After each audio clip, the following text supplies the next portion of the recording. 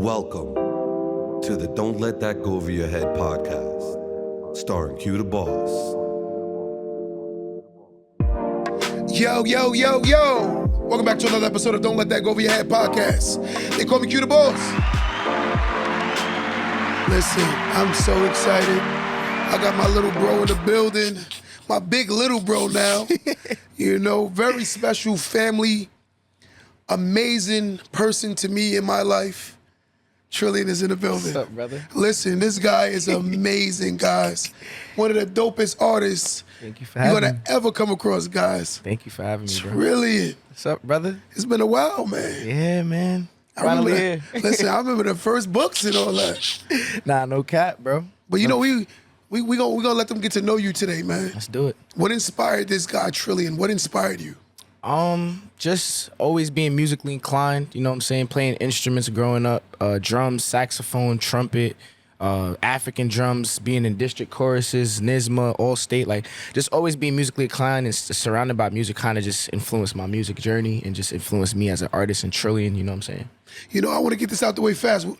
Top 5 artists of all time. So we know where's his angle, guys. I'm gonna go Big L. I'm gonna go Busta Rhymes for sure. I'm gonna go Nas for sure. I'm gonna go ODB just for charismatic. ODB, wow. You know what I'm saying charisma wise. Wow. And I'm gonna go Redman. Wow. That's a very different list, bro. Nah, word.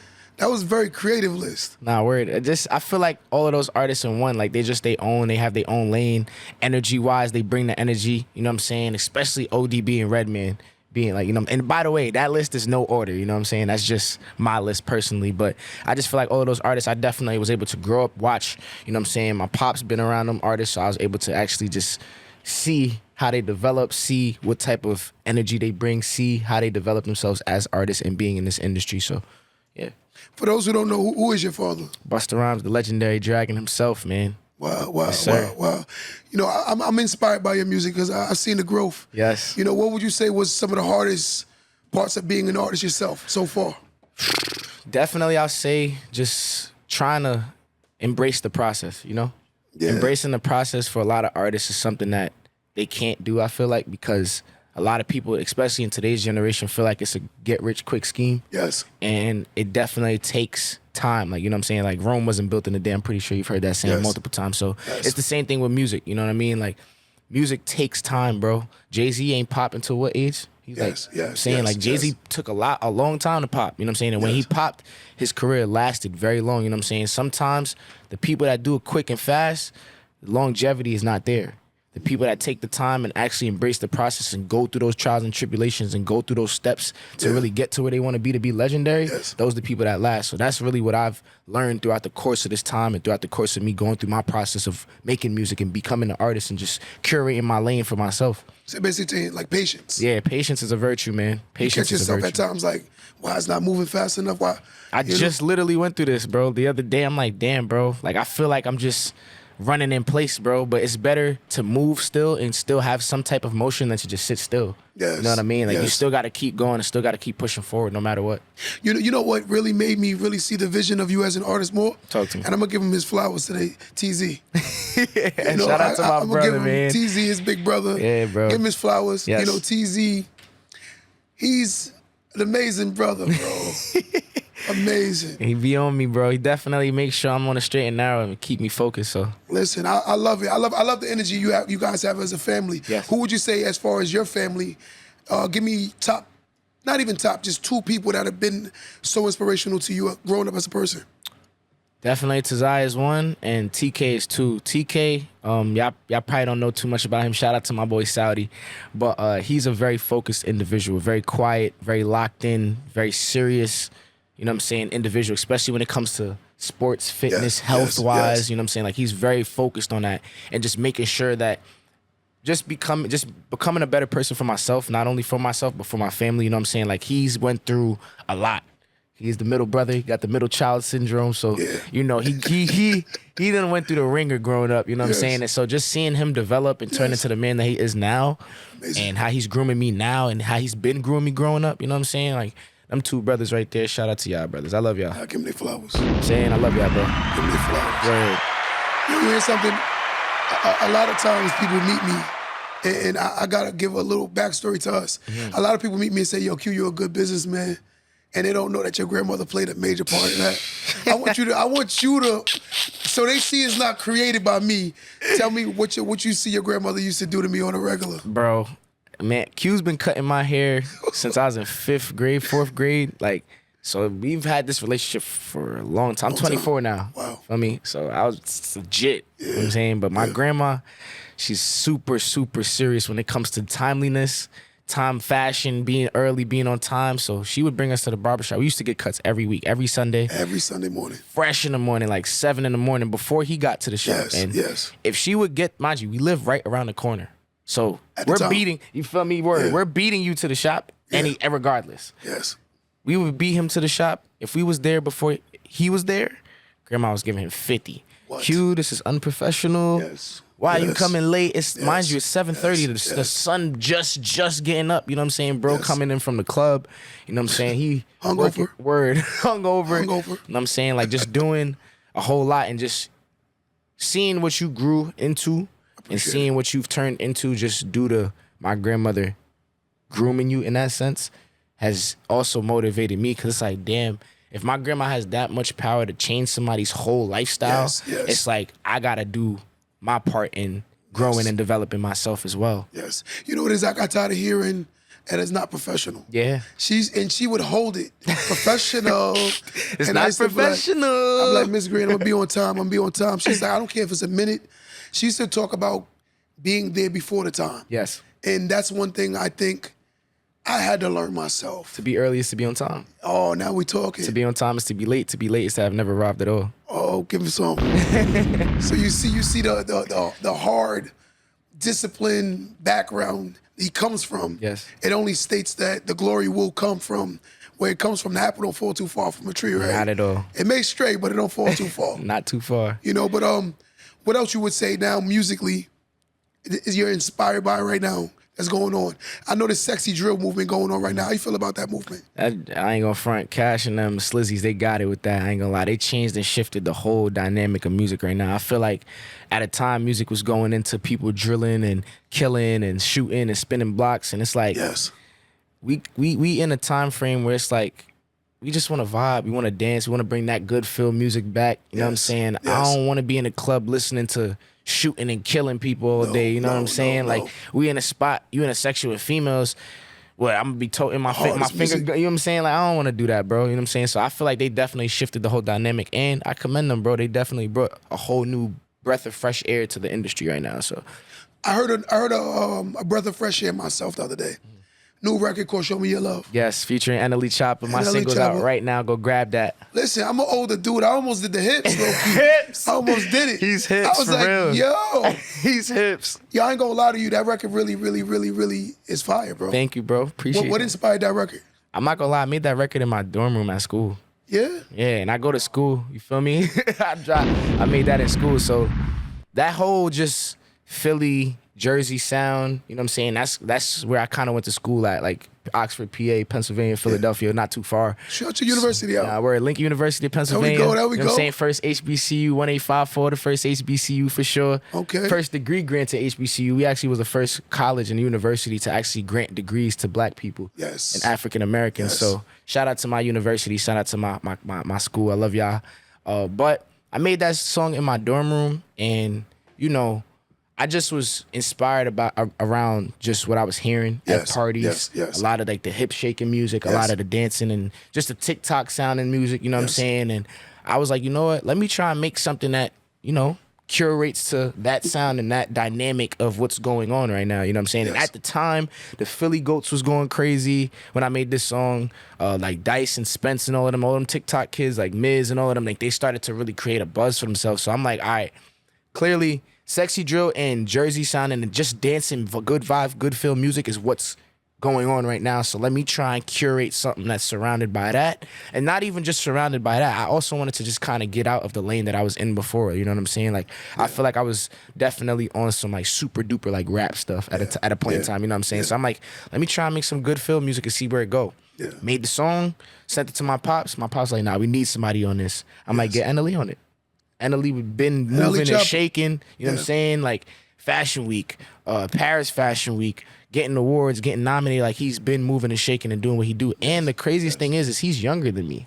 How old is he? I think he's 22 or 23 or 21. 21, 22. I'm 24. Yeah, he young, bro. I didn't know that. He mad young, bro. But yeah, I would think he's older than what he is because he's been in the industry for so long. Like this kid knows, like I commend him so much because he knows so much about like YouTube and analytics and statistics and how to play with the algorithm and how to market and brand and promote himself. And it's like, that's inspirational to me. And I sat with him and I chopped it up with him, you know what I'm saying? And we actually got the time to build and, you know, just create that bond with each other. And he was giving me free game, bro. And he got an old soul, bro. Like, I ain't gonna front. He definitely is somebody that I could say outside of my father, it has embraced me in the industry as a younger rap nigga. You feel me? Like, so, word. I commend him for sure. No, I love it because you know what it is? One thing I've learned is you guys have your family very educated. Yes. You know, that's one thing I love about your grandmother. She pushed education. For sure. And she actually got me into reading. I don't even know that either. Oh, no, I ain't even know. Well, seriously, she got me into reading, right? She basically used to talk about IQ. Yes. And learning how to articulate yourself and enunciating your words properly, right? So now looking back to music and seeing that education comes along with being a student in the game, would you say that is very vital into the developing into a great artist? Nah, definitely. You got to be a student of the game. And it goes back to my brother Tazaya. Like, he's a huge advocate on, like, bro, if you bored, go on YouTube and figure out how you could turn your business up and get an S corp for your business. Like, he's very adamant on just, you know, learning and just schooling myself on the industry that I'm in. And plus, it's just something that you want to be privy to, you know what I'm saying? Like, you don't want to ever enter something or start doing something or go into something not knowing what you're doing, you know what I'm saying? Like, you get, especially in this industry, bro, people get robbed all the time, bro. 100%. People get robbed all the time, so that's definitely something they stress to me. My family stresses to me, like, learn the game, bro. Learn your business, bro. Learn what you're getting into because you don't want somebody to be running your money or controlling your money all the time. You don't want somebody to have access to all your accounts. You don't want, like, you know what I'm saying? Like, this is all stuff for you. Of course. This is your business. This is a reflection of you. This is not a reflection of anybody else but you. You know what I mean? So, you know what's weird is me and Tazai actually was talking the other day. Right. And we were saying basically, like, a lot of people see the glitz and the glamour, but they don't see how hard the work is behind the scenes. Like, the other day I came to your single release party. yes. And I enjoyed it. Thank you for coming, too. You know, come on, bro. I got to do that, right? Amazing experience, too. And while I'm there, I'm noticing most people would say, like, you guys having fun. But they don't see Tazai's carrying tables. They don't see he's making sure everything is making sense before it makes sense, right? They don't see what goes on behind the scenes. That's a fact. And what I'm seeing is, as an artist, from seeing your lenses, the team that you choose to have around you is very vital on how successful your career will go. Would you say, let's emphasize, I want you to talk about that, having a sound team being around you as an artist to keep you even also level-headed. People, and this is important, bro, like, you gotta have a team, bro. Like, you cannot do this thing without a team, whether that be a record label that's still a team, whether that be a distribution company that's still having a team, or whether you're building your team from the ground up till you get to where you want to get to in life, that's still having a team. Like, you still need to have a team, whether that be a videographer to catch your content. Especially being an artist, bro. You need to drop, if you're an artist or an entrepreneur, a businessman, a clothing, whatever you are, you have to drop your content. You have to be creating and curating content daily. You know what I'm saying? Having an engineer on standby so that you can, if you're an artist, so that you can record. You know what I mean? Having just access to all the necessities that a team needs, and just being able to create that team, you definitely need that because it's key. It's, like you said, it's vital and it's very important because there's no I in team. You can't do this by yourself. 100%. You know what I'm saying? 100%. Like, you can't, as an artist, and I read something the other day, actually, it says a lot of artists end up kind of like quitting because they think that they can do it on their own. Because when you think about it, as an artist, you got to create content. You got to go perform. You got to go to the studio. You got to be up late nights. At the end of the day, you need people in certain areas to help you take some of the load off you. You know what I'm saying? I agree. Because while you trying to book shows for yourself and doing all this, it takes away from the creative process as being an artist. 100%. You know what I mean? So I feel like people kind of get lost in that and be like, yeah, I don't need a team, bro. I don't need a team, bro. I could do this on my own. It means more if I do it from the ground up. Yeah, it does. But in the long haul, what are you really, you're draining yourself. You know what I'm saying? Like 100%. What benefits are you reaping from that? Yes. You want to hear something? The other day I'm in a space and I got into an argument with a guy and we talked about Bronny James. Okay. And the one thing the reason why I'm bringing it up is a reason, because the one thing I know is who your father is. But the one thing people don't know about y'all is y'all work hard. Yes. They don't know that. And I'm emphasizing on because I know y'all. Nah, word. Right? Personally. Heavy work harders. Like I'm talking about guys that will get up in the morning and do what they have to do type of guys. Go to work still. Listen, Tazaya make me walk every morning because of Tazaya. And he don't have to. He said, I just walk for health. Nah, word. You know, just showing that the work ethic. And that's one thing I want to emphasize on. We talk about in our culture heavy on the nepotism, right? A lot of people gonna look at it like, he's Busta Rhymes' son. Of course he's supposed to be in the game. What would you say about that?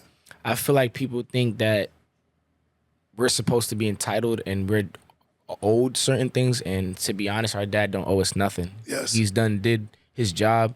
You know what I'm saying? He took care of us. He gave us everything and anything that we needed and wanted. So it's like, we're not owed nothing and his legacy isn't ours. You know what I'm saying? We still got to create our own path. Granted, yes, we will continue his legacy. You know what I'm saying, when it's all said and done.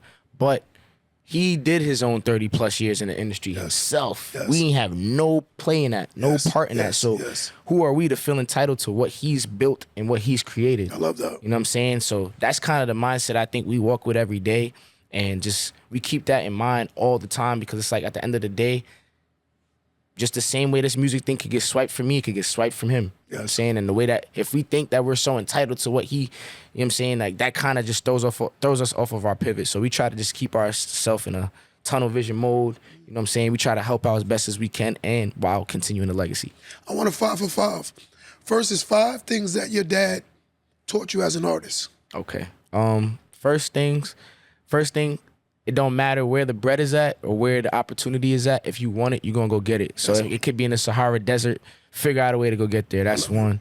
2, embrace the process. 3, learn to adapt to any situation. So just being able to be swift and changeable in order to be remainable. 4, staying positive. And 5, staying true to your faith. Now, 5 things people don't know about you. It's kind of weird. I like to eat ramen noodle sandwiches with butter. Word. I ain't gonna front. Y'all might look at me crazy, but I ain't gonna lie, bro. I like to eat ramen noodle sandwiches with butter. Toasted Martin bread with some butter on both slabs. You know what I'm saying, bro? Hey, I like that. I'm very into soccer. Like I like soccer a lot. I ain't gonna front. You're the Vincent in you. Yeah, bro. Vinciotti. Super West India. You feel me? Hands down. Shoot, what's another thing? I used to play football growing up. I actually quit football to do rap. I remember. Yeah, I stopped playing football junior varsity my freshman year of high school just to make music because I ain't like my coach. And he basically was trying to just take a doo-doo on my career at the time. I'm like, yeah, nah, we not doing this. I'm going to show you something. Watch. You know what I'm saying? That turned me up. What's another thing? I do want to learn how to cut hair. I ain't never tell you that. That's something you don't know about me. You know how to teach you. I gotta learn how to cut hair. I ain't going front.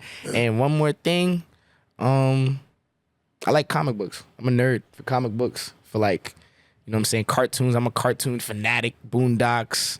You know what I'm saying? Just you know when Samurai Jack, like all of that. Naruto. I think that's just the creative side of you. Yeah. So when I see nerd, I don't really like generalize that as a nerd.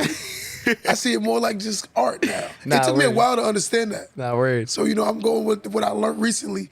I got a guy named Tyler always argue about these things. Nah, word. I talk about anime. He be like, it be a I ain't gonna front. Don't argue with an anime person, bro. they gonna take your head off. I ain't gonna front. They know. They go hard. Like I have a friend. Shout out to my man's Matt, my son Super.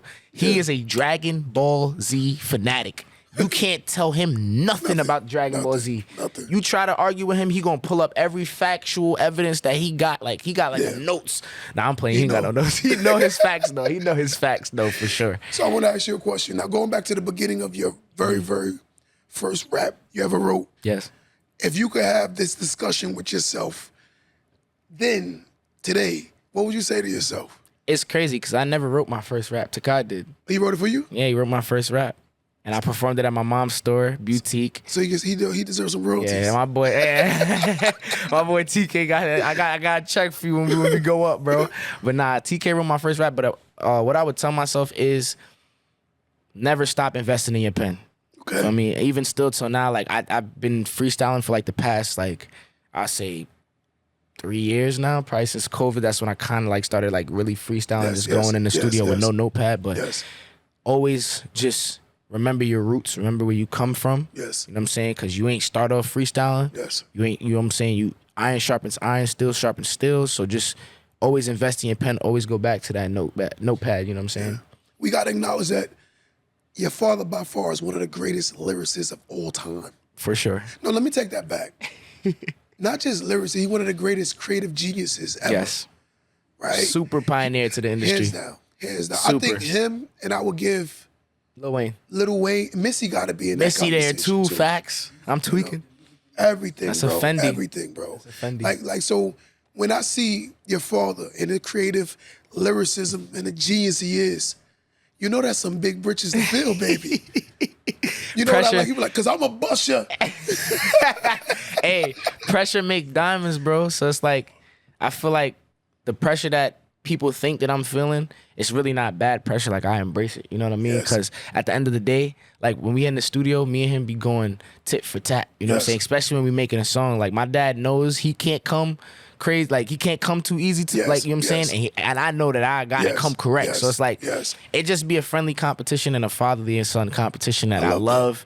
And like I said, iron sharper iron, still sharper still. So when I see how he creates and works, and he sees how I create and work, you know what I'm saying? We kind of just take each other's energy and just piggyback and bounce back off each other. I love that. You know what's amazing? When every father wants at certain level to be able to bond with their child. Yep. Especially for something that he loves. And I think to be able to bond with you with it, that's actually amazing, bro. And he didn't force me to do it. You know what I'm saying? Beyonce's parents forced her to make music. Michael Jackson's parents forced them to make music. You know what I'm saying? Granted, it made them the biggest in the world. You know what I'm saying? Like, but I wasn't forced to do it. Like I said, I've always been musically inclined. Like, music was something that was, even when I was playing football, I've been playing football since I was 6. You know what I'm saying? I stopped my freshman year of high school, but even throughout that time when I was playing football, I still was going to drum classes. I still was taking drum lessons. I still was taking singing lessons and singing classes. And I just always knew, all right, this kind of was like, I guess in a sense, my safety net. Yes. Because even when I didn't have football, or when I felt like football wasn't going right, you know, I was good. You know what I'm saying? I knew I was good. Like, I'm gonna just go home and write some music, you know what I'm saying, and put my pain into the music. Yes. So, word. How many times along your journey have you been like uninspired, inspired? What inspires you, like musically? Like, what makes you say, nah, I gotta get in this, I gotta record right now? You ever wake up, artists are usually like that. They wake up in the moment, it's just, I gotta do something, I gotta create. I mean, for me, I definitely try to keep myself around things that involve music or things that involve just entertainment, whether that be fashion. Like, I say definitely lately, like, fashion it's kind of weird. Fashion has been my inspiration for making music. Yes. You know what I'm saying? Like, the way I dress, the things that I put on, like, how I portray my image, not in a sense of like a fake image, but just how I dress and just, you know, just curate myself and curate my energy kind of just coincides with the music that I create as well, because the kind of music I create, I consider it classy fly. That's my genre. Classy fly? Yeah, you feel me? It's music that make you want to get up, dance, feel good, make you want to get money. You be in a nice car with a nice joint, you know what I'm saying, ride around, just vibe. You could turn my music on and just vibe, you know what I'm saying? Or if you feeling sad, you know what I'm saying, but you still want to throw in some drip, classy fly. That's me right there, you feel me? So it's like the way I dress in the fashion industry kind of curates and mixes and merges with my music. So now definitely fashion kind of gives me my inspiration, and just certain artists, like I'll say Tyler the Creator, you know what I'm saying? Like, the way he dressed, you would never think he raps the way he rap, you know what I'm saying? Just cause like his image, you know what I'm saying? But the whole image and the aesthetic that he gives with the old cars and the loafers and the trousers with the trapper hats and you know what I'm saying? Like, he just gives off a whole aesthetic of just fly, elegant, upper echelon, make you want to get in a car, go buy a McLaren and just go talk and pop it, you feel me? That's the whole aesthetic he give off, you know what I'm saying? Just through his fashion, which kind of merges and curates and mixes with his music, you know what I mean? I like that. Back then, I used to be on my computer and literally just look up words, or I just watch like videos of my favorite artists in the studio, like Meek Mill at the time. Like, he's a studio rat, you feel Why me? you said at the time? Cause I don't know. I really haven't tapped in with Meek in a minute. Not saying he's butt or anything. He just got something new fire though. With the one with Friday? I heard about that. I ain't gonna front. I'm scared to listen to that song. Proud of you? Yeah, proud of you. Yeah. It's about their fathers that passed. You feel me? I'm fake scared to listen to that. Every time I seen reactions, everybody cry to that song. You know what I'm saying? It's a serious song. Deep. So I ain't really tapping yet. I feel like I gotta be in a certain mind state to listen to that. But I definitely say like the whole double MG movement. I used to watch how they just moved, and I'm like, damn, like long nights in the studio. I want that. Like I need that. That was my inspiration back then. So word. So I'm gonna ask you. I'm not gonna do 5. I'm gonna do a little more than 5 because I'm gonna do DOA too. Dead or Alive. Okay. 10 artists you can work with right now. DOA. Old and young. Throw some young in there. Throw some old in there. I'm going to give you some young boys now. Give me some. Let me I'm hear going to do Young Thug, Future. Future. Playboy Cardi. Lil Wayne. Chucky. If y'all know who Chucky is, Lil he's Chucky? a new nah. He's a new artist named Chucky. Okay. He I think where he from? Chicago? Yeah, he from Chicago, I believe. Okay. I'm going to go Kendrick for sure. All day. I'm going to go Glorilla for sure for female. Sexy Red for female. Cause they lit right now. I ain't gonna front. Lotto for sure. Definitely. And one more. I'm gonna have to go Meek.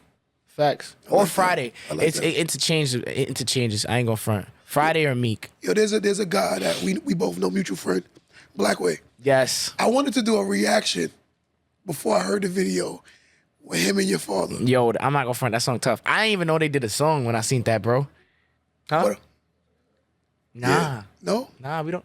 What? Me and Blackway. Oh, facts, we do. Yeah. We made a song mad long ago. Shout out to bro Blackway. Facts. Yeah. We definitely do got a record. Me, him, and him. That's a fact. Once I heard Blackway rapping kind of fast, he's scary. I said, you stepping into a realm of no return. Yeah, that ain't gonna front, bro. Blackway, you definitely got it, my boy. I ain't gonna lie, we gotta get back in the stew. Shout out to Black. You want to know, like, I gotta admit this. I think your dad got that Look at Me Now verse. Yes. Is one of the most classic verse. You know it just went diamond? It had to. It just went diamond like last month, I think, or a month and a half ago. Bro, he's created lines that I'm praying that you create also that will transcend for generations. When I say rah, rah. Like a dungeon dragon. That's classic. Yes. Yes. Change your little drawers because your pants is sagging. Like we talk about, bro. No, yo, I don't want to be rude, but that's the verse. He was like the DMX. We wanted to hear DMX verse. We want to hear that Busta verse, bro. Yeah, that's a fact. You know what I'm saying? That's a fact. So when did it register to you like, yo, my dad is really him, bro? I kept hearing my grandma call him Bus growing up. I'm like, what's Bus? I only know him as dad. Like, so I went on the internet one time. I just typed in Bus and Busta Rhymes came up. So I clicked on it. I'm like, I gotta be this. Like, you feel me? Yes. And I tell everybody this story. Like, Google Fake Dead taught me who my dad was for real in a sense. Like, that's when I really realized, like, all right, my dad is really somebody lit. Yes. I seen the Give Me Some More video with the Blue Monster. Yes. That joint scared me. That video scared me. OD. Yeah. And ever since then, I'm like, dang, my dad is really this guy. You know something funny? Because so people don't know, like, I've been cutting hair for years. So every time I laugh, because every time Tazaya get in the chair, I think, word to my seed. Nah, word. Nah, that's your favorite joke. Every time I see him, I think about it. You know, because your dad has played a major impact in our life. And I love the fact that the legacy for the Smith family is moving on. Yes. And I'm dying to see what you're gonna do and how you're gonna impact hip hop. I feel like people are the same way you feel. I feel like a lot of people is waiting to see it and they're seeing it at firsthand, you know what I'm saying? And the best feeling about this too, again, like none of this was given, bro. No. You know what I mean? No. Like you watch me throw my notebook out, you watch me say, yo, I want you to go into that.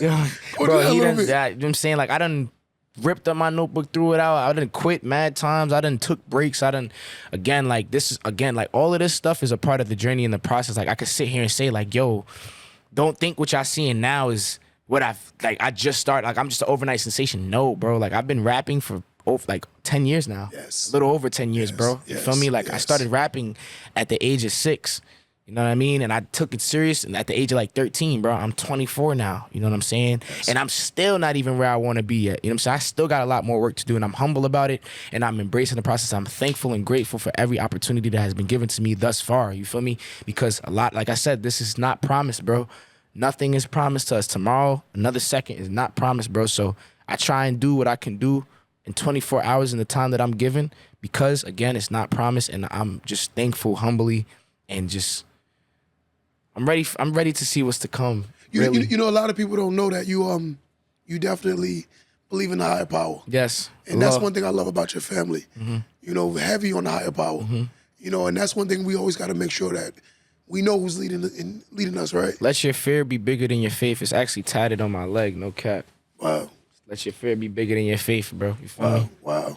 So my next question is, if you can, right now, what kind of career are you projecting yourself to have? Because I'm heavy in the affirmations. Yes. So we're affirming ourselves, right? We was just downstairs, and a minute ago we said, I need my plaque. When that plaque come, right?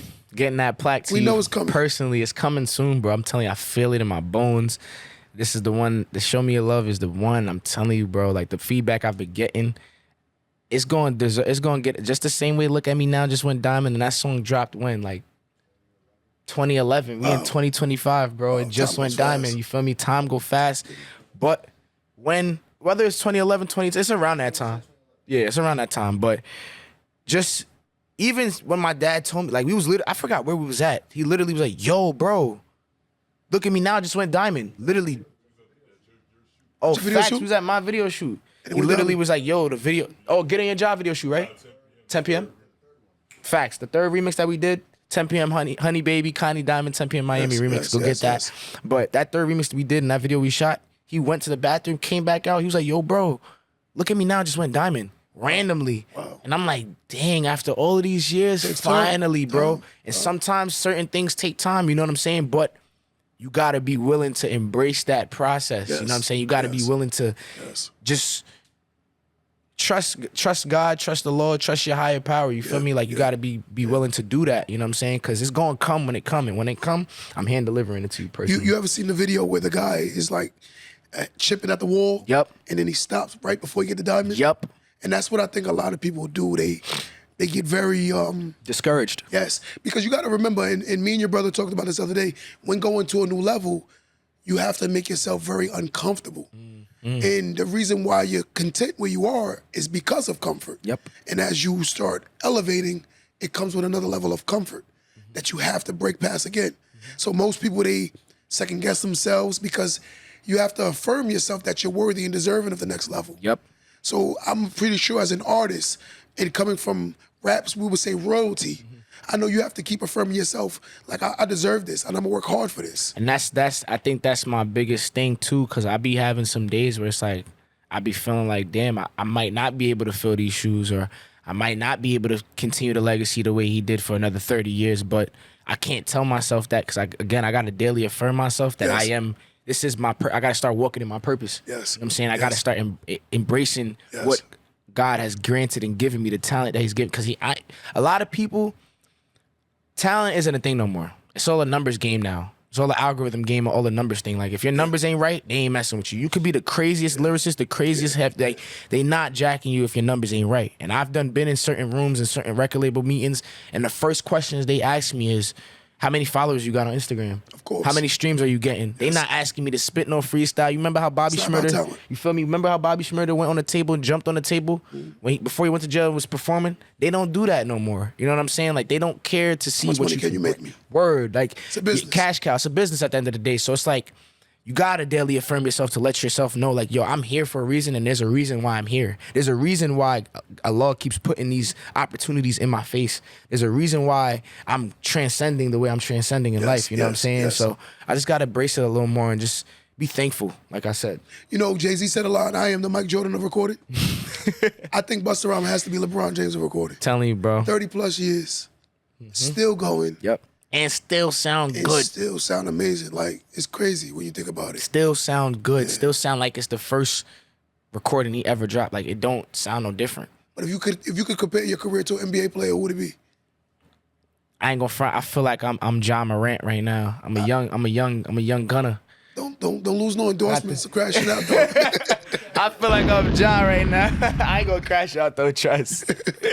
No, I love that though. John Moran is a good ball player. Nah, word. But my next question is, so how do you keep your circle? Because now I know more people want to be around you. Mm-hmm. How do you keep your circle? And I like to say clean. Yes. Halal. Halal. Halal.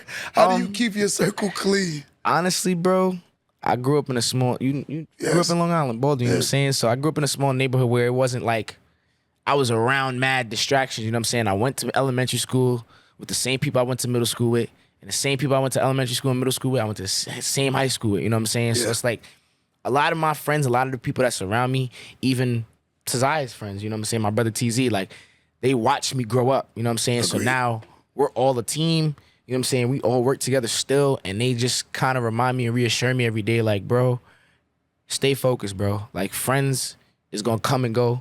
Relationships are going to come and go. You know what I mean? Like, but the people that's going to stay with you is family and the people that you grew up with. Like, shout out to the homies, bro. You feel me? E, Saya, Matt, Ryan, like Beach, D, Swish, DJ, Clutch, Ham, Trev, JV, like all of these people, bro. The list goes on. These are people that ain't just been around now. They've been around since I was a young youth. You feel me? So that kind of really helps me. It's like, all right, these people clearly are the ones for me. Yes. They've been around me when I was in diapers.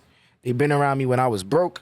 They've been around me now that I'm growing up and actually becoming something, you know what I'm saying? And they're helping me. Yes. It's not even like they're just around me just for the ride. They're actually contributing something. Yes. You know what I mean? We're all contributing something and bringing something to the table, and that's the best part about it. Like, again, having that team. And when you have a team, make sure the team is people that you're close with and comfortable with. You feel me? One of the greatest lines in hip-hop to me is, I'm not the captain of the yacht, but I'm on the boat. Who said that? Beanie Siegel said that line. Okay. And listen to that statement. I'm not the captain of the yacht, but I'm on a boat. It takes an amazing person to allow someone to be the captain, but knowing I'm a part of the boat. Because they're the captain, it's just what it is. Right. And I accept it. Gotta play the back seat sometimes, bro.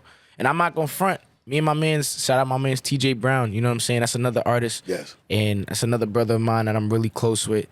He was actually telling me the other day, he was like, yo, bro, I ain't gonna lie. When we was in a spot the other day, you kept trying to tell me to come up and stand up on the couch with you and be in. I'm like, bro, this is your moment, bro. You feel me? Like, I ain't about to, you know what I'm saying? When he told me that, I'm like, damn, I've never had a friend tell me that. Like, none of my mans ever told me that before. And I'm not saying that to say, like, or to downplay my mans or nothing, but I'm saying, you know what I'm saying? Like, just for him to even, like you said, realize, like, all right, Trill's the captain of the ship right now. Yes. You know what I'm saying? I'm glad to just be here. I'm glad to be in this environment. I'm glad that he even thought of me and invited me out to, you know, come here and actually network and rub hands with people that I need to and that he knows that I want to be around, you know what I'm saying? And he embraced that and realized that. And when we had that conversation, I'm like, damn, bro. So you even saying that, it's like, there's a reason that you said that. You feel me? You know it was dope too, even like when we was doing this booking, like booking this, right? I love the fact that Taziah is like, we're going to put you in the schedule. And I like it's handled like that because it's business. Yes. And understanding that, look, he's handling like business.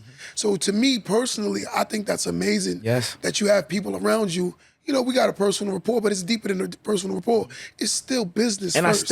I still came to the shop, still checked in. I still let you know, like, we doing this. And I loved it. Word. Because it's like, you know, there's a balance. And it has to be. It has to be. And I think no one should take anything personal. Word. Like, especially like understanding that everyone's not going to be able to be at every event. Word. Right? That's a fact. And they have to be able to accept that and embrace that. So my question is, let's just say hypothetically you had a disgruntled situation. How would you handle that? You talking about with like my friends? Say somebody they want to be somewhere that you know they just can't go. Oh. Because I'm going to be honest with you, I have to admit this. I think a lot of artists would have had longer careers if certain people wasn't around them. It's not about certain people. They just didn't know when to not. Right. Like, number one thing you see with a lot of artists is they get a lot of lawsuits. They get sued a lot. And it's usually not because of their behavior. It's their entourage's behavior. Yep. So let's just say hypothetically you had a situation like that. How would you handle that? I feel like, you know, me and my friends, me and my peoples, me and my team, we're at a stage now, and even outside of music, we're all at a stage in our life where it's like understanding is the best part. I agree. You know what I'm saying? So as long as you can understand how to carry yourself outside when you're with me, even if you're going outside and you're not with me, and you're going outside on behalf of the brand, Yes. you know how to conduct yourself. That's all that matters to me. But certain conversations I've had with certain people, and I've let them know, like, I ain't gonna lie, bro, this certain environment, you can't come. And it's not even because I don't want you there. It's because either A, whatever you got going on in your personal life can't affect me right now. No. And a lot of my friends know how hard that I've worked for this. A lot of my friends, we done sat in cars and just chilled and talked about everything that I'm doing now. So a lot of them also, it's precious to them too. Just as much as this life and this music thing is so precious to me, it's just as precious to them, because at the end of the day, they're like, damn, I know how much this means to Trill, and I'm not going to do anything to jeopardize that. So, like I said, understanding is the best part amongst us, and we all have an understanding like, yo, this is top priority right now. Whether we see it, whether we want to believe it, whether we see it or not, this is Trillian's top priority right now. You feel me? And nothing is bigger than the program. You know what I mean? So at the end of the day, we got to kind of like treat the gem and protect the gem. You know what I mean? Yes. I can't get in no trouble. I can't get arrested. I can't do none of that. I can't be around certain things. My friends even make sure of that. They like, yo, bro, can't be around this, bro. Like, I done had my friends tell me, yo, gang, let me do what I do. I'm going to link you later. You know what I'm saying? Like, that stuff I respect 100%, because it's like, damn, my mans is looking out for me. I don't even got to say nothing no more. You know what I'm saying? Like, we got that understanding, and we got that common ground amongst each other as homies. Like, yeah, this is what we going to do. I think it's amazing. Growing up, like when you were growing up, I thought, and I always said this in Tazaya, everyone knows, I think you were always an amazing artist. Thank you. Oh, I've been telling you that. You know, you'd be like, I don't want to do it no more. I'm like, bro, you're amazing, bro. You just got to keep going. Yeah. You know? So, like, my next question is, after your career, what would you want to do? Continue the whole movement still going forward? Definitely. I have my own record company called Breadwinners Entertainment, LLC. Also, too, my end goal is to create like not like a school or university, but create a place with like housing around it. Kind of like, I guess you could call it a university, but it'll basically be a space for young creatives, young visionaries, young clothing brand owners, young entrepreneurs that want to pursue something in the entertainment and business field. Yes. But I would start them and basically recruit them from young, from like the ages of like 13 and up. Granted, they would be moving out of their house to move to the university or to move to the campus to learn and just be around that environment. You feel me? So it's like just giving them, just because a lot of people, you know what I'm saying? I watched a lot of people, and I know a lot of friends that, and I went on a college tour. And I went to a lot of HBCUs and universities. And there was this one school that I went to. It's called Benedict College. It's down south. And a lot of those kids, the school that they go to, their school is curated around music, but they don't have the funding and the you know what I'm saying? They don't have the opportunities like we do out here to pursue it. You know what I mean? And I feel that kind of like resonated with me in a way. It's like, damn, bro, like, one, I used to be in that certain circumstance. You know what I'm saying? I felt like I didn't have the necessary resources that I had now. And now that I have the resources and the foundation and the platform to actually help these kids, that's my end goal. You know what I'm saying? And I want to be able to bring those kids out of their homes if they in tough situations. Like, I went to school close to Philadelphia. Philadelphia has the highest rating of killings and deaths.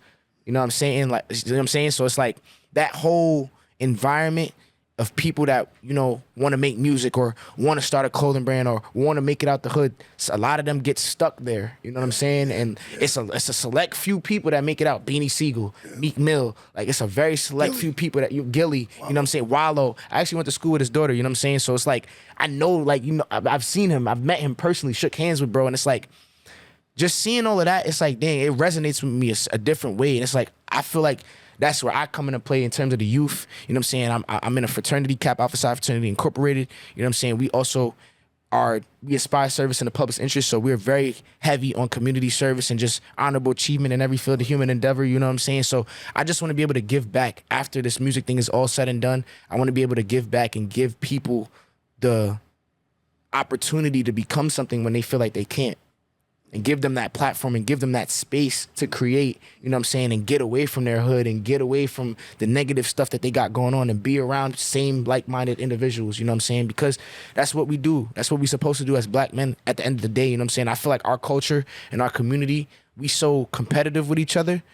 You know what I'm saying? African Americans just want to compete. Oh, I want to get the flyest car. You know what I'm saying? I want to get the drippiest fit. I want to be in the club. I want to get 20 bottles. If this section is only doing 5 bottles, I got to get 10 bottles. You feel me? Like, that's the whole dynamic around African American culture. And I feel like just watching that and just, you know, having big bros like you, TZ, you know what I'm saying, being around people like that to help groom me and help show me like, yo, bro, it's deeper and more to life than just flexing, and just deeper and more to life than just competing with each other. I feel like that's where I come into play, you know. You know, there's an analogy I was giving a guy the other day. I said, grow up in the hood, when you look out the window, imagine only seeing walls, right? So all you see is walls. But as a father, my job was to take my children to the next level. So when they look out the window, now they see the field. Right. And they see opportunity. So what you're basically saying is you want to help take the culture from seeing the walls to see an opportunity. To see an opportunity. Feel me? It's so much, bro. The grass is so much greener on the other side, bro. You know what I'm saying? A lot of people is just stuck in their hometown hood radius that they feel like a lot, bro. I got a friend that told me, bro, he just started traveling this year. Wow. He's 24. He's never traveled his whole life. You know what I'm saying? It's like, damn, bro. Like, and we don't even really come from the hood, but it's just his circumstances, his upbringing just didn't allow him to be able to experience life. You know what I mean? And now he's actually getting the opportunity to do it, and his whole dynamic and way of thinking is just shifted. You know what I mean? And it's like seeing that, it's like, all right, clearly there's a disconnect somewhere. You know what I mean? There's a disconnect somewhere, bro. And that it got to connect back. Something has to give. You feel me? You know, the other day we were watching a video about Americans going back to Ghana in Africa, and one of the ladies that was in a space, she's from Africa. She said the Americans were basically saying how going back home did not feel like they're being embraced. Right. But then the lady said it's because they don't know nothing about the slave trade. Yep. They don't know anything about it. So she said basically they just see a black American coming to Africa. They don't see that this is people that was removed from the land and brought back. They don't see it that way. So they didn't know that. And I never knew that was even transparent. Right. So I learned that myself. Right. You know, so I think raising the culture's awareness of life and understanding, that's why I love the fact that you're not just a musician, you're also educated. Yeah, my school, you want to know what's crazy? Harriet Tubman, her Underground Railroad Trail, she actually went through my school. Wow. Word. Frederick Douglass, I think, was on my campus. We actually got a statue of Frederick Douglass on our campus. Like, a lot of history. Like, I'm glad I went to the university that I went to. Again, shout out to my school, Lincoln University of Pennsylvania. Like, being educated, especially in this day and age, bro, because they trying to take everything away from us, bro. They trying to take our masculinity away. They trying to take our fathers out the cribs. You know what I'm saying? The one thing that they can't take, that you can't allow them to take, is your mind, bro. Yes. You feel me? Yes. And if you even say something the wrong way, they try to shelter you or shun you or try to shelf you. You know what I'm saying? Like, but at the end of the day, bro, they can't take this from you. Yes. Surgically, might be able to, but still, they can't take your mental away. You still have some type of consciousness until you're dead. 100%. You know me? So, let me ask you a question. This is a little off topic. When you hear the term black culture, what is black culture to you? Shoot, bro. Like I just said, black culture right now is just, to me, from what I see, is just competitiveness. I feel like we not unified, and that's why we struggling so much. Yes. That's why they look at us so crazy. It's like, when you look at the Caucasian people, they're all unified, you know what I'm saying? They doing business together, they creating different, you know what I'm saying, platforms for each other, they uplifting each other, they putting each other in certain positions. I feel like for us, it's like, all right, and I'm gonna just use us for example, like, you could be super duper on and be looking at me like, he younger, you know what I'm saying? I don't care about him. Like, he can't teach me nothing, but at the end of the day, we could each one teach one. You feel me? I could teach you something just the same way you could teach me something, but because you feel like you're in a better position than me, you don't gotta tend to me, or you don't gotta help me. That's how I feel like the black culture is moving, and I feel like, again, that whole dynamic has to shift, bro. You know what I'm saying? Because at the end of the day, when we come and unify together, even when we was doing them Black Lives Matter protests, bro, when they seen us unify and come together, bro, scary. It was scary, bro. They couldn't stop that. You feel me? Like, so I feel like once we unify and actually come together and change and shift the dynamic of what's going on within our culture and community, it's gonna be a problem, bro. So my question is, do you think there's bring back Black Wall Street? Word. Bring back. I love that. Do you think that there's multiple cultures within our culture itself? Yes. Okay. For the sure. other day I gave 3 examples. I said one culture might be someone believes in their children should go get degrees, educate themselves, right, and get into the corporate world. Some people believe that the children are supposed to come out of school and go right into the workforce. And then someone believes that living off of government assistance and welfare is good. It's normal. So right there in itself, that's 3 different mentalities within itself. Yep. And everyone believes that they're right. Yeah. Right. I feel like I tell anybody this, and this is just me being a college student that actually went to school, lived on a college campus, and actually got the experience of a university and living in a dorm. And Yes. I tell anybody, go to school. Granted, yes, it is expensive, you know what I'm saying? But get the experience, go. Because a lot of the people that you meet there, especially HBCUs, bro, you're around your whole community of African Americans. You feel me? I didn't go to school with a lot of Caucasian people, bro. I have one friend that's Caucasian, my son Vinny. That's my dog. Shout out Vinny. You know what I'm saying? That's my dog. But I don't really go to school with white people, you feel me? So even being around black people all day and being around the African American community all day, you can see like, all right, you in this org helping this org do something, or this org is collabing with this org. Like, we've kind of, in a sense, forced to work with each other and forced to unify with one another. You know what I'm saying? So it's like seeing that and being around that for 3, 4, 5 years, it's like, damn, we are really powerful people, bro. Yes, like, we are. You feel me? Like, Yes, we are. My school is the first degree granting HBCU to grant degrees to African Americans. That means something, bro. You know what I mean? Like, and that's all because of African American culture and African Americans coming together to create something bigger than themselves. Yes. The other day I was telling a guy about something called generational trauma. And when you talk about generational trauma, that can give you something called second guessing, questioning yourself, because you don't come from someone that was affirmed. Yep. So of course it's easy to be broke when you come from someone broken. So I tell people all the time, like, now you're creating something in your family that didn't exist before. Right. It's like the evolution, the giraffe getting the longer neck now. Yep. You know, so it's like, it's not easy when you didn't see it consistently, right? That's a fact. What would you say as a man, as a younger guy, and I'm learning from you also, what would you say is some things older guys should do to affirm younger people that they're going the right way, or how we communicate with you guys? Instead of scolding them, school them, bro. I like that. No cap. Like, I feel like a lot of older bros now, they feel like they don't gotta do the due diligence of, like, growing up, you feel me? I'll use the 5% Nation as an example. Kids will come around, you know what I'm saying? People come around, like younger kids come around. The older bros on the block, schooling you, putting you on the game, giving you those lessons, giving you knowledge yourself, you feel me? Teaching you things and actually putting you on and catch you up to speed. They not just letting you F up and crash out. You feel me? We got a whole, like, again, in the African community, we have literally a group of individuals called YNs, bro. Those are the young kids that are crashing out, bro. And the reason why they crashing out is because they don't got no leadership and no guidance. You get what I'm saying? Like, 100%. Take your arm around them, put your arm around them, and actually school them, bro. You know what I'm saying? Like, I feel like I be doing that for a lot of kids. Like, I just went to I forgot. I think it's Uncommon Schools. It's in Brooklyn. Okay. I actually just went there on behalf of the frat. Shout out to BLI, Brooklyn, Long Island, alumni chapter.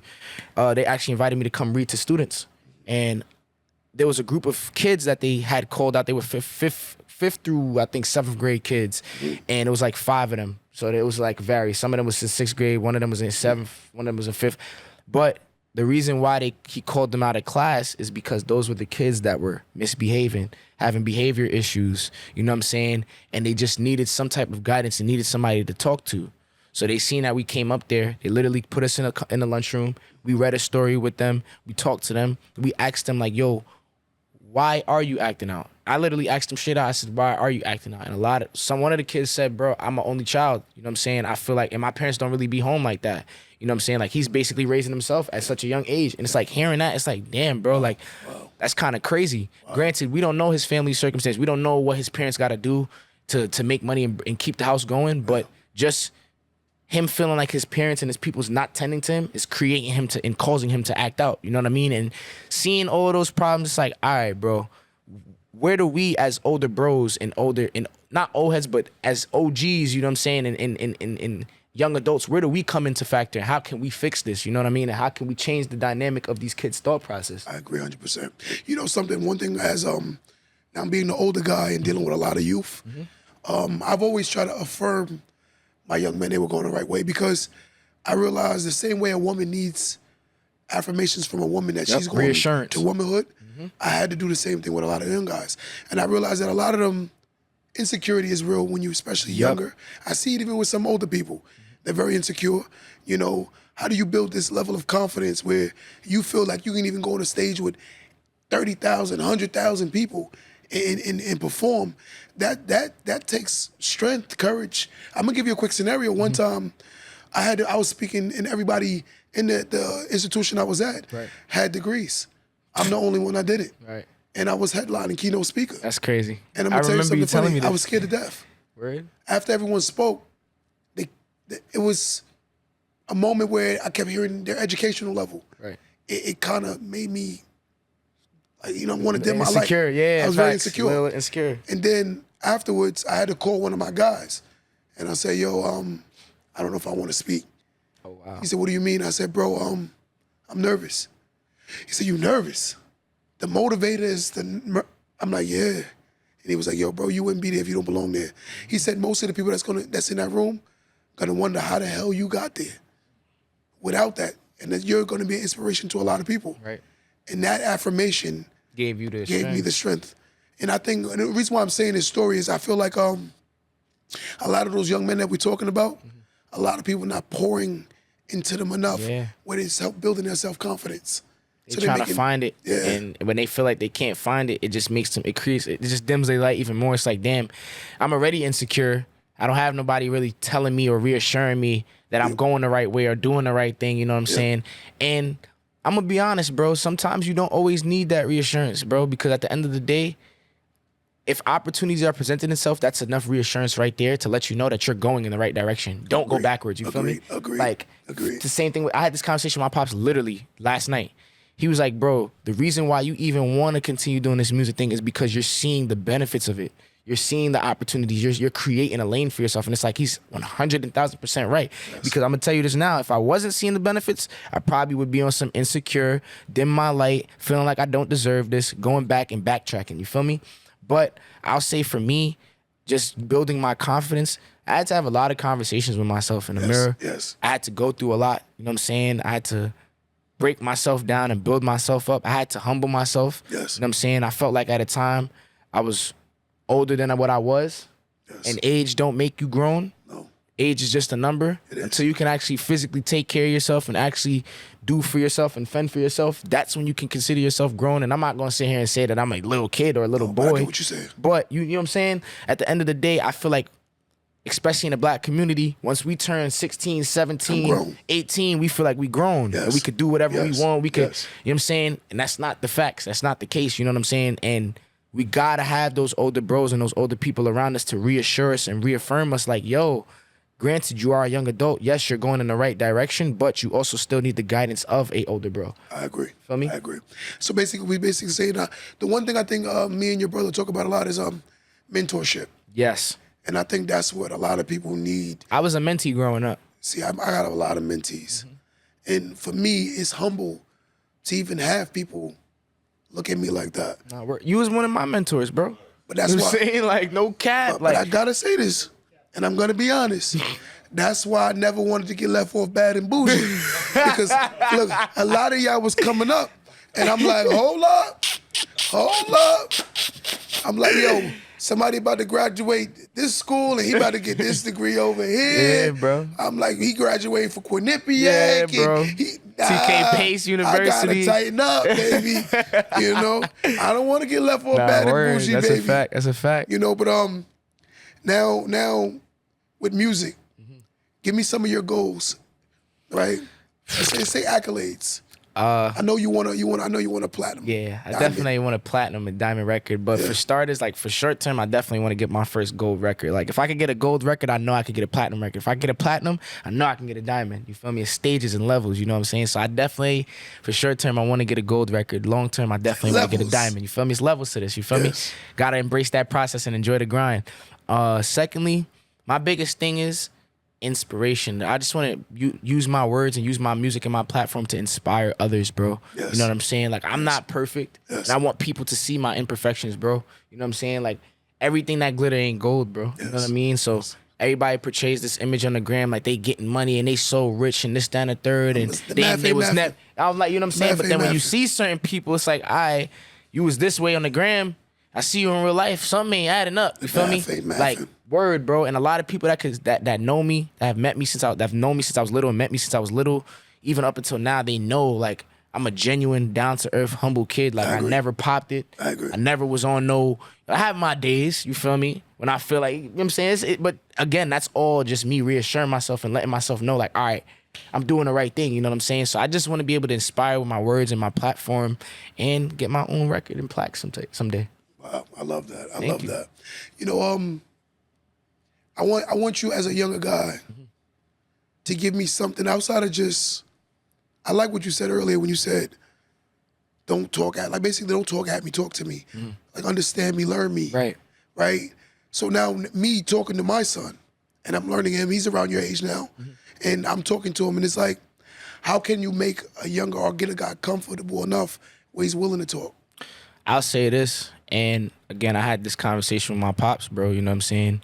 You gotta ask yourself, outside of just being his friend, outside of being his mentor, outside of being his guardian, you gotta ask yourself as a parent, where did I go wrong? What did I do to make him feel like he can't talk to me? What am I not doing, you know what I'm saying, to make him feel comfortable inventing in actually confiding in me as being his father? Because I'm gonna tell you this, bro. Again, once we get to that age where we like 15, 16, 17, and we getting our first piece of, you know what I'm saying? Start going crazy. You start going crazy. So it's like certain things you start hiding from your parent and you start doing and start trying to go under the carpet about, because it's like you start becoming uncomfortable because it's like there's clearly a disconnect somewhere, you know what I'm saying? And that's just me being honest, bro. You know what I mean? You got to figure out and look at yourself real quick and make sure, like, all right, am I doing everything in my power to make him comfortable? Because if I'm not, there's a reason why we having a disconnect. Agreed. You want to say something? And I grew up in a generation where you was spoken to, who, as you said, they say not as they did. Nah, word. I grew up in that generation. Yeah, you. Not to be heard. Child's supposed to be seen and not heard. Seen, Grandma not used to say heard. that to me all the time. But I'm gonna give you a quick story, and I want everybody to hear this. And it made me become a better father. One day, I yelled at my son to the point where I was killing his spirit. Didn't even realize it. Killing his spirit. And then I looked at him and I said jokingly, like, "Man, what you want, a hug?" And he looked at me and said, "Yeah." Yep. Yo, bro, I started crying, bro. You was here that day. I was embarrassed as a father, and I looked at myself and was like, the yelling ain't getting through to him. It's like I need to learn him, understand him, and on top of it, because we I'm a going strong through guy, changes, though. bro. I'm strong. Right. I automatically assumed because I'm strong, he has my strength. And I had to learn that his strength can come out in different things, whether maybe his strength is more self-control.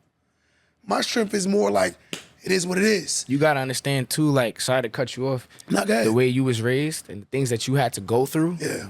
We in this generation as kids growing up, even TZ, like, he grew up in a different time frame than I did. Yes. He had to go through and watch my parents go through certain stuff that Yes. I didn't have to watch and go through, you know what I'm saying? Yes. Like, I had life very good, bro. You know what I'm saying? Like, so it's the same thing with your son. Like, you giving him a life that he's thankful for. You know what I'm saying? Like, he didn't have to go through the struggles you went through, you know what I'm saying? Yeah. And I know for a fact as a parent, you didn't want him or don't want him to ever go through that or see that. Why? Because it turns you into that aggressive, it is what it is type of person. So now you being and having that mentality, you automatically think he's supposed to have that. 100%. And it's like, at the end of the day, you didn't raise him like that. 100%. That's not him. That's not his character. That's not in his repertoire, his nature. You feel me? Word. You feel me? So it's like, again, we go through changes as young boys, especially in this generation. Like, we grew up in the technology generation. We grew up with the Instagrams and the TikToks and the Snapchats. And, you know what I'm saying? We fake. If our parents ain't giving us the game, we going to TikTok and learning, and we going to Instagram and social media to get the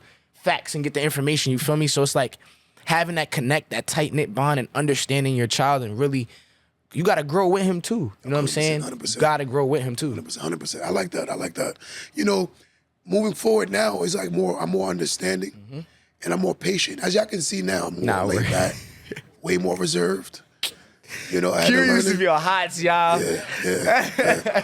This is a different breed right here. I'm talking to one dude one time, and I'm playing humble, and I had to remind him. I said, "Yo, I'm a gangster, bro. Like, I'm a whole gangster." And they look at me like, "Well," I'm like, "Bro, y'all have no idea at all. You have no idea." But again, it's y'all. It's all my young guys who helped me become this man you see. Because you watched us grow. Bro, It's Bro, like Q a used to have moment. a football league that I wanted to play a part of so bad. It was a flag football league, bro, at Neck Park. If you're from the towns, you're from Long Island, you know exactly what park that is. Everybody that played any Pop Warner Pee Wee League sport, you played there. And he had a football league that I wanted to be a part of. And he didn't create that football league for athletes to get film. And you know what I'm saying? He created that football league because there was a time frame where the people that was in that league, it was split. You know what I'm saying? A lot of people was going a different direction. Some people was going in a negative direction. Some people didn't know what they wanted to do. You know what I'm saying? So he created the league to bring the whole community together and actually bring us and unify us as one. And that's why I say that we come together as one and unify as one. I'm great. Telling you, bro. I'm going to say this is the first time I ever hear this. I don't usually do jail stories. But what made me and what helped me not go back to prison is because this town was the first town that accepted me even when I didn't have anything. Mm-hmm. I come from a space that you're glorified by what you have, not because of who you are. When I came here, people loved me for me. Right. And it was the first time in my life, with or without, people respected me and loved me. I'd never had that feeling before. Mm-hmm. So even in my older years, I'm like, I love this town so much because it was the first area that embraced me for me. Right. I didn't have to be someone I'm not. I was comfortable. I could wear my flip-flops and come to work, chill. I never had that before. Gave us a space. You gave the community a space to just chill, like literally. Used to come to the shop every day, just chill. Yeah, whether I was getting the cut or not. Come every Sunday, go in the back room, listen to beats, play music mad loud. Like you just gave us the comfortability to, you know, be free and just express ourselves in places that we felt like we couldn't. Because once we left that shop, a lot of people was like, all right, now I got to get back on demon timing. You feel me? Like, but once you in that shop, it's like you could let your guard down. You know what I mean? I'm snitching, though. Elijah Smith, Takai Smith, and Trillian Smith, Wood Smith, excuse me, and Tazaya used to walk in the shop Sunday morning. I'm hungover, blasting music out the office. I was like, yo, bro, this is crazy. That's why it's like weird. And it's amazing at the same time seeing you become this artist.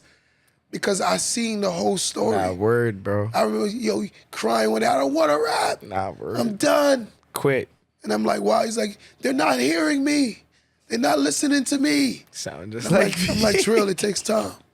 It takes time. But the one thing I want to say before we leave today is, I thank God you didn't give up. Me too. You know, your music inspires me because, yo, bro, the other day, I came to the event, I'm standing there smiling, and I'm looking at all the young men I've raised. Nah, really. And it felt so good. For real. My man was like, yo, it's crazy. I said, it's just, I know all of them. When I seen him in the spot, I'm like, my face lit up. I'm like, yo, I'm Q. coming. I'm like, oh my gosh, Q is here. I'm like, bet. I'm coming. So I said, this is his first real single. And I'm coming, bro. I said, I'm coming, bro. Appreciate it. I rock with the 10 a.m. in Miami. 10 p.m. 10 p.m. Miami. I rock with fact. that record. Thank you, bro. Appreciate the that. beat, is that dun, dun, dun. Yeah, that give beat you that, is that crazy. yeah, that give you that uppy feel. Yo, Make guys, that I want y'all to hear some of my man's tracks. Please tap Before we in. get at, first we'll tap in with the 10 a.m. to be in Miami. 10 p.m. That's on YouTube. You want to go? Which one you want to go first? You go show me your love. Show me your love. Since Show me fresh. your love. It's Brand out right new now. monster record. NLE Chopper's on there. Make sure y'all go get it. Streaming on all platforms. Single Video streaming out now. everywhere. Spotify, Tidal, Apple Music, wherever you got. Stream that. I ain't in front. This joint is tough, bro. I love this song so much. It's fire. Yes, So you guys got to hear the new exclusive Trillian the Monster. yes. That record is called Show Me Your Love with NLE Chopper. Yes. Out now, streaming on all platforms. Please go grab that. You know what I'm saying? It's a good feel vibe. It makes you want to dance. It's not no negative. We ain't killing and shooting nobody. We just talking about show me a little bit of love. That's it. Trillian, before we get out of here today, Yeah. First, after you do it, I want you to say something about yourself. And lastly, I want them to tell them where they can keep up with you. Give me a nice quote. Give me something strong. When things go wrong, as they sometimes will, when the road you're trudging seems all uphill, when the funds are low and the debts are high, when you want to smile but you have to sigh, when cares press you down a bit, rest if you must, but don't you quit. I knew it was gonna give me something crazy. Definitely follow me on all social media platforms at Original Trillian, at Original Trillian. I repeat, at Original Trillian. And also make sure y'all go subscribe to my YouTube channel. I'm actually about to drop and start my vlog series called Day In, Day Out. I just dropped the trailer on my Instagram. My Instagram is at Original Trillian, at Original Trillian. Day In, Day Out YouTube series coming soon. Trillian, I appreciate the love. Appreciate you for having me. Listen, we should. This is. Perfect. This ain't gonna be the last time, bro. We gonna not. do this again. Trust. I seen you doing hips in that last video too. I knew, yo, bro. He's like, yeah, he gonna have a field day with that hips. But the mirror was fire. The mirror scene was fire. Thank you, bro. Aesthetics, yo, everything has been looking good. Thank you. And I just want you to know, man, I'm very proud of you. Thank you so much, bro. Proud of you. And you know what I say this? The humility. Yes. But I gotta give Tazaya those flowers. Yes. Tazaya, just so y'all guys know, Tazaya is Trillian's older brother. Yes. Tazaya set the tone for everybody that comes after Tazaya. Mm-hmm. That humbleness. Yes. You know what he said? I remember Tazaya was about 16. He looked at me. I said, man, you bust around, son. He said, that's his bread. It's not my bread. Feel me? I want my own bread. Feel me? He said, that's his name. I'm Tazaya Wood Smith. And I looked at him and I said, damn. Nah, word. Humbly, I respect that, bro. Feel me? He was, I want to make my legacy. Now, one thing I've seen it trickle down. Yes. I see Takai the same way. Yes. I see Elijah the same way. Yes. And I definitely see you the same way. Thank you, brother. Big shout out to Mrs. Green before we get out of here. Love you, Grandma. The big OG, love you. Listen, his grandmother's my grandmother, guys. Yes. Shout out to Mommy. Shout out to Dad. Listen, love y'all. I love you guys. I appreciate you guys. Thank you for having me, brother. Until next time. Appreciate you. Don't let that go over your head. Yes, sir.